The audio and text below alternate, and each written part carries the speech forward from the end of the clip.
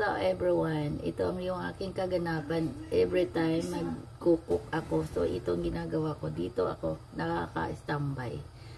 So magluluto tayo ng beef. Kung ano-anong lulutuin natin.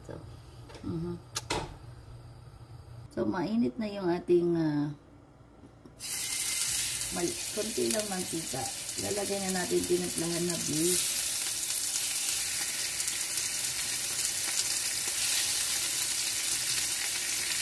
Yan.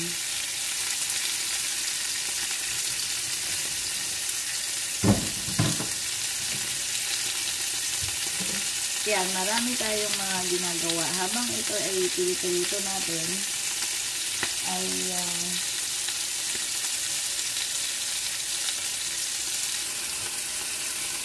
so binaliktad lang natin yan. So baliktadin lang natin. Dahan-dahan lang yung apoy. So, marami din tayong gagawin. So, sa isang ganyang kalaki, i-divide ko into 2 para magkaiba ang recipe ang gagawin natin. So, isa, yung steak, pang-steak. Isang ito, pang-beef. Diba? So, gagawin na natin. Titimplahan lang natin ito ng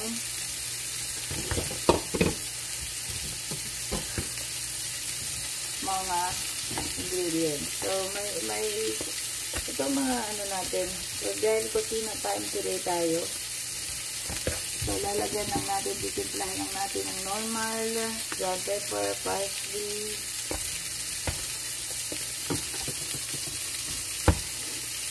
kunting asin, garlic powder, ayan. So, ihalo-halo lang natin. So, itong ating beef, balik ka rin naman natin ulit. Yung nasa kawali. Tapos, lagyan natin ng lemon.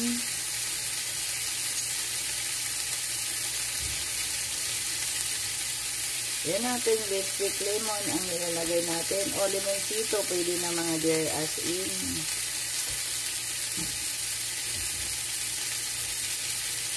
So, lagyan natin ng soy sauce. Pinakano natin soy sauce. Ayan. So, ngayon, ibababad lang natin siya. Ibababad lang natin siya ng few minutes bago natin tutuhin. Diba? So, ayan. Dami na natin putahe. At least mga 2 pounds lang yung ating meat. O wala pang 2 pounds. So, dami na natin magiging gravy. So, ibabad lang natin to at least. So, ayan na. Ayan, luto na siya. No? Yung slow lang ang gagawin natin para yung loob ting-ting pero luto. Slow lang siya. Slow. Mga aking kaganapan for today's video. Loto-loto slice. So, kunting-kuntungan lang tayo dito, no? Kasi halo-halo lang naman ang lulutuin ko ngayon. Dalawang klaseng beef na gagamitin. Ito ay steak. At ito ay yung beef steak na binababad natin. Tapos magluluto ako ngayon na crab na may gata na may gulay. So, yan ang ating tatlong recipe ang lulutuin natin sa this video. Mga rin, ganun ba kayo? Ganito kasi ako pagka gusto magluto, sunod-sunod na yan. Hindi na yung pakatlapat lang. So, anyway, luto na ito. No, luto na ito. So, pwede na siya. Yan, lutong-luto na siya. So, dahil beef stick ang gagamitin natin, lulutuin natin. So, ilalagyan natin ng kamatis. So, yun naman ano. kahit anong klaseng sibuyas, sweet onions or red onions, white onions, o yellow onions. So, nasa atin kung ano. Mayroon kasi kaming red onion. So, red onion ang gagamitin ko. So, manipis lang ang paghihiwa natin. Ganito. Diba? Ang sarap nito.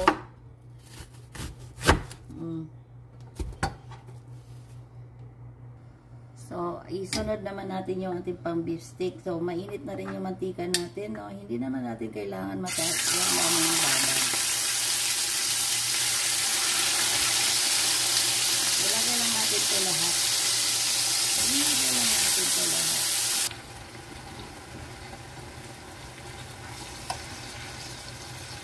Baliktarin lang natin ito.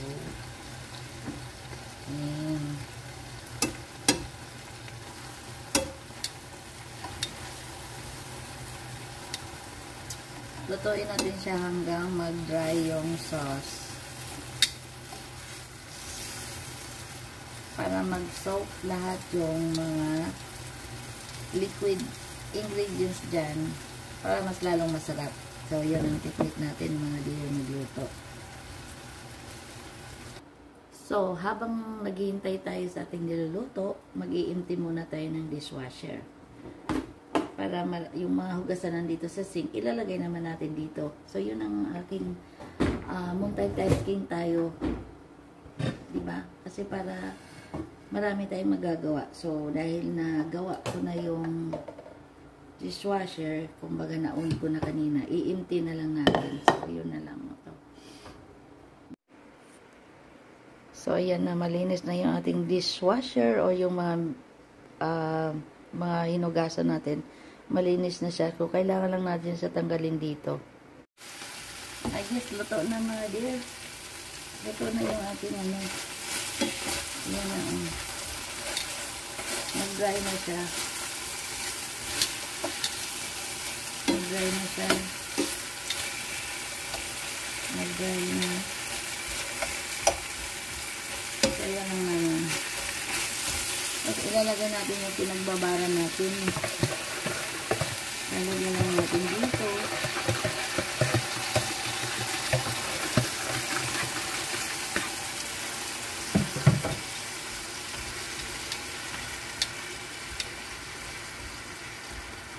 Ayan. Ang lang natin kumulo. Yan ang sauce. Diba? Ganun yung sauce natin.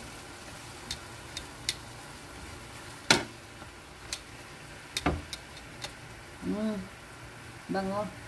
Bango is bango. Ayan. So, iyan na siya. Ihalo natin para yung sauce. Ayan. Lagyan na natin din yung ating sibuyas.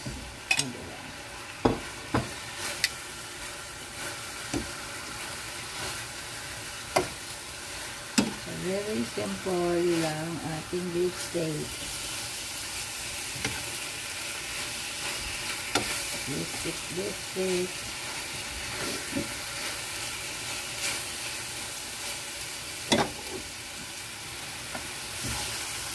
So, tapos na, luto na. Lalipat lang natin sa lagyanan. Ayan. So, dahil maglinataan tayo na gulay na with crab. Ito ay luto na crab. Nilagay lang sa freezer. Ni dear. So, hihiwain lang natin ito. Hatiin lang natin sa gitna.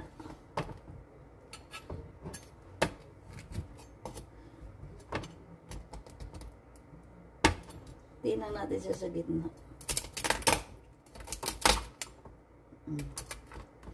Ayan. Diba? Hatiin lang natin sa gitna. Ayan. So, ganito yung gagawin natin sa isa. Dalawa lang naman ito. Tapos, ito, haya lang natin kasi pang dagdag lasa din yan sa ating niluluto.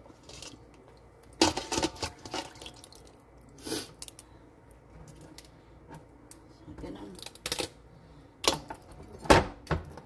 Ganun lang natin. O yun o, mayroon siyang mga itlog.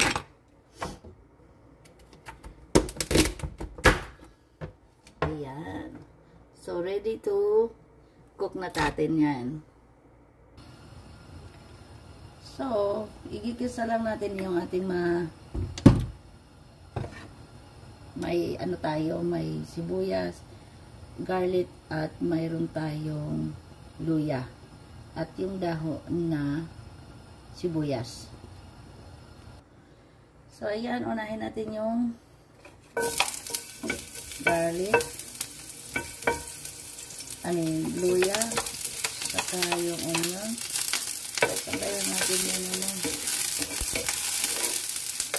At yung ating garlic. Sa inyo kung anong unahin yung mga dear. Kahit ano naman diskarte sa pagluluto. Dahil ay medyo matigas ito yung ating squash or kalabasa. So, igigisa natin siya. Igigisa natin siya dyan.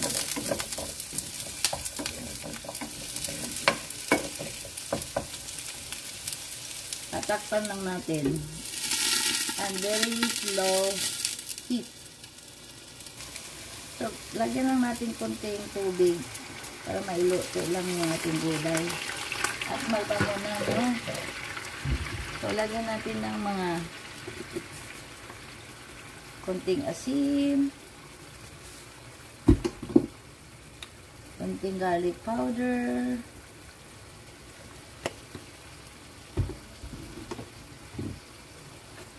black pepper. Ayan, iluto lang natin siya sa ganito muna. Hanggang maluto lang yung ating kalabasa. Ayan, so takpan lang natin ulit. Ayan na everyone, while pinapalambot natin yung ating kalabasa, initi ko na yung dishwasher natin, no? Ganun lang kabilis. Tapos mayroon tayong zucchini. Yung ating zucchini. Halo-halo lang din natin yung ating zucchini.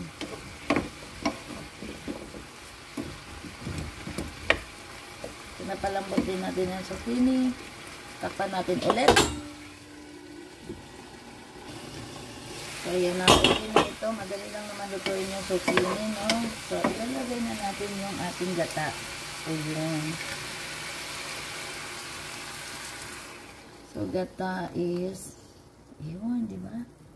As in, yan. Huwag natin haluin ng tubig. Kasi yung tubig na nilagay natin ng konti, pampalambot lang ng ating gulay. Para masarap pa rin. Tapos, habang nating pinapakuluan itong gulay, ilalagay na natin yung ating crab. O, diba? Ang sarap naman nito. Iyan. Lalagay lang natin dyan. So, ganun lang siya. Tapos, pakuluan lang natin siya. Takpan natin ulit. Iyan na, kumulo na. Iyan, kumulo na yung ating. So, titikman natin. Baka kailangan ng yan na mga diyan. Kumulo na siya, diba? Tikman natin.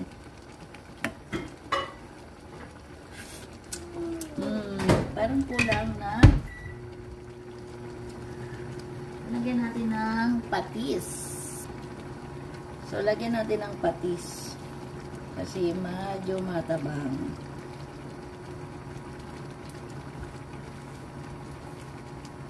Yan. Depende sa gano'n yung karami gusto magpatis. Pero mas masarap kasi yung tama lang yung lagi yung patis natin.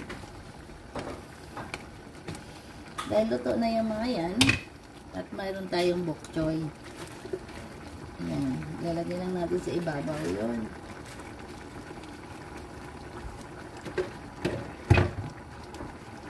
At tatakpan lang din natin. Ayan.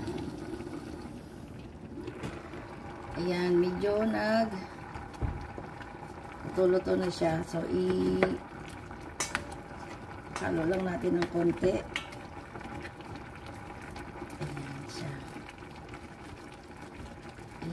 Diba? Uy, sarap. Sarap na to, promise.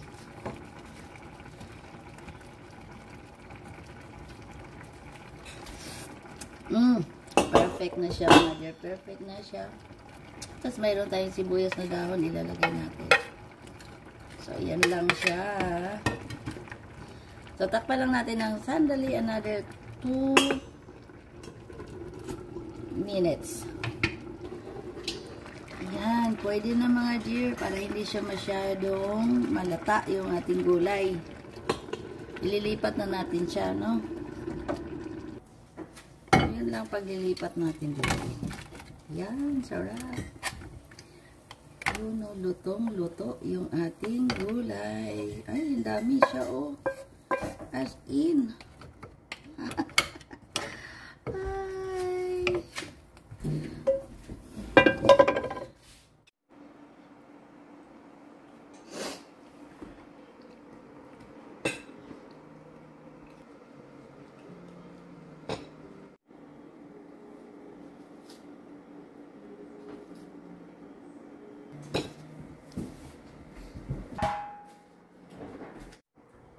So, yan na yung ating ginataang gulay na may crab. So, kainan tayo.